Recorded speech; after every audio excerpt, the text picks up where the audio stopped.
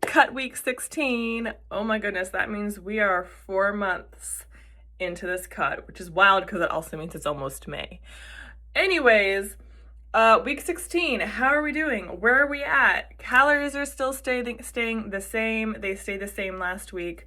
So we're at 1550 cals, goal of 150 for protein. A couple things that I've been asked is like things that I track. So obviously we have the macros, we have proteins, fats, and carbs, and then we also have fiber, water, sleep, hunger, digestion, the phase of my menstrual cycle, step count, the cardio I did that day. I'm missing some. Fiber. I think that's all of them. Fiber is not something I've tracked before. I was on program for physique development. It is something that I have noticed. I do not have any issues with GI anymore. It's also made me a lot more capable of seeing if there are any symptoms if in GI, and also knowing, oh, it's not fiber. Holy Toledo. Okay. Fiber tracking has honestly made such a huge difference. Point now where I will be lifting and I'll do one of these, like, because I'm getting to the point where I look at myself and I'm like, is that me?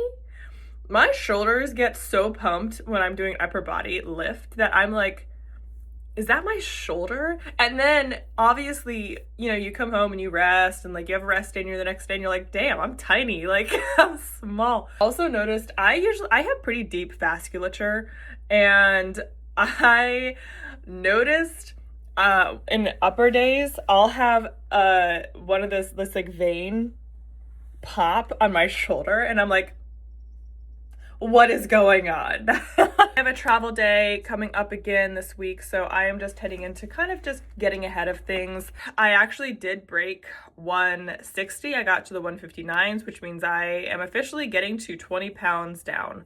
I'll show you what I look like, and then we're gonna go to the gym.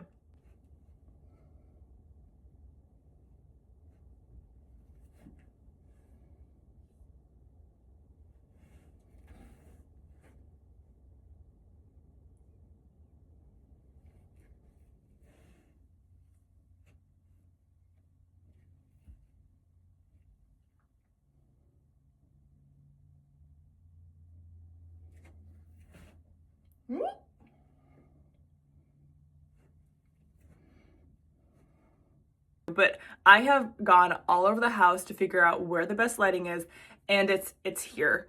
And I just noticed also, I took check-ins when the sun was like just coming in, and I had to close the curtains because it was too bright. And now it's perfect lighting. Anyways, let's go to the gym. Okay, we had chats with Mia, check-ins, everything's staying the same, calorie, macros, everything, because we're tracking in the way that we want to be going. We talked about my IUD, we talked about potential show dates, and just kind of reiterated the fact that as much as I want to do fun shows, and I'm not even going to mention them because I don't want to put any pressure on myself or give anyone like expectations, because I don't even know what my expectations are. Let me remind you, I am here for the bodybuilding part, not the focus of competitive bodybuilding. I love it, and I'm excited to be participating in it. And I know it's going to be a lot of work, and I do have goals within that. However, I will be bodybuilding my entire life, and that journey will be continuous my entire life. Competitive bodybuilding and the infatuation I think people have around it can be really unhealthy. Overarching bodybuilding is incredibly healthy, and I think that sometimes people lose their love for the sport because they put themselves in the hole of competitive bodybuilding. I refuse to take part in, glamorizing something that is not going to be my entire life. I have so many other amazing things in my life that I am striving for, and that are honestly, to be frank, going to be there a lot longer after I'm done with competitive bodybuilding. Like my career, like my relationships, like bodybuilding as a whole. So, relationships with food, those are so much more important to me. And I have a coach who understands that. So when I say, hey, this could be a really cool show to do, I'm just curious, like, what if you think that's a good timeline? And she gives it to me straight shooter. Not that it wouldn't be, but it would be tight because we're doing a cut and then a growth, and then we'd cut for the show. And I was like, listen, if that's not the timeline and that's not how things pan out, I'm okay with that. What, like, I want every ounce of growth during our growth phase. I am here for the bodybuilding part. And I think that's where people get lost in the sauce of competitive bodybuilding is you should really learn to love the bodybuilding part for years and years and years. And then decide, do I want to compete? If I do, great. If you don't, then you don't need to. I know that it's something that everyone is like, oh, like if you do this or if you're cutting and I have so many questions now, like how far are you in your prep and when are you competing? And in the bodybuilding world, it's not like reinforcing that your body looks great and you look incredible, because I know I do. Like I've worked really hard for that. However, when I compete, I will be getting to a point of leanness that is like going beyond the point of societally accepted pretty into a point of like, that's pretty lean. That is pretty lean. And I never want to lose my why, and my why is not so I can win a trophy, so that I can, tell people I've competed. That is not my why at all. And I don't think I ever really talked about my why, but I have had this urge to see how far I can go competitively, because why the heck not? I've worked this hard without even the want to compete, and I'm like, you know what? Why not? Like, I am goal oriented, and I always just want to grow a ton of muscle and put it on my frame the best I could. And I've done that. I have a lot of mature muscle, and I want to challenge myself. And I've seen and heard way too many times when I was a bedside nurse, way too many regrets of people not listening to themselves, their gut, and what they want to do. And I don't want to be that person on my deathbed saying, I wish I had tried competitive bodybuilding. I wish I had thought, hey, maybe I am good enough for a pro card. Why not? So, all that to say, you really need to know your why. And I really, really hope that this gets to the ears of people who are, glamorizing the stage. Please remember, stage is like a couple seconds. And also stage shots, the glam, the tan, the blah, all the things. That is just a facade for the immense amount of work that goes into getting there. I'm the kind of person who like peak week's gonna come to me, and I'm not gonna be like super stoked about it, because at that point, the part that I'm stoked about is right now.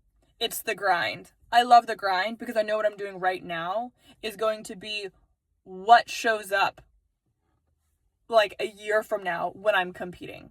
It's not peak week. that's not it.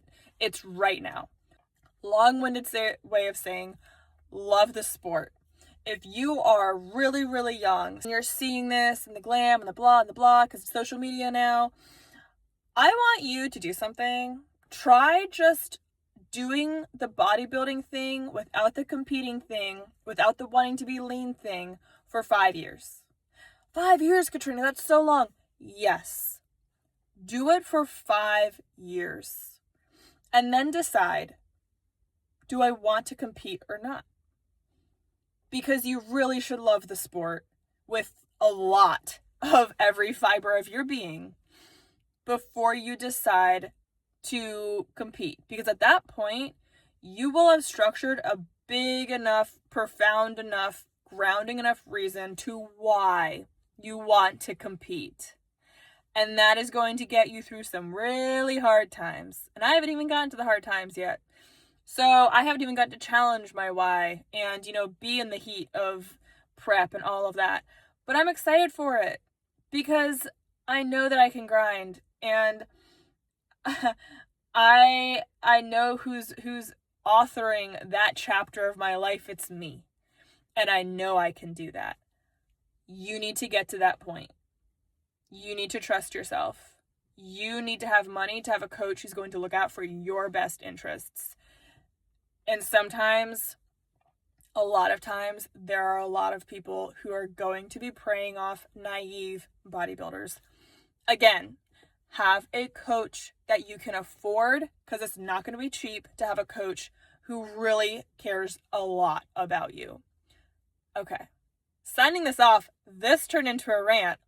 I'm going to go eat because I just finished an hour of cardio and an upper day. But again, I hope this goes to show that my coach, she's the best. I could literally tell her tomorrow, I don't think I really want to compete anymore. Let's do something else. And she'd be like, cool, let's do it. What do you want to do? That should be your coach. Okay, I'll sign this off there. Week 16, signing out. Probably sticking around here for a couple more weeks. We'll see. I'm going to go visit my sister this weekend, so I'm traveling, which at this point is easy for me, especially with family. Yeah, let's go.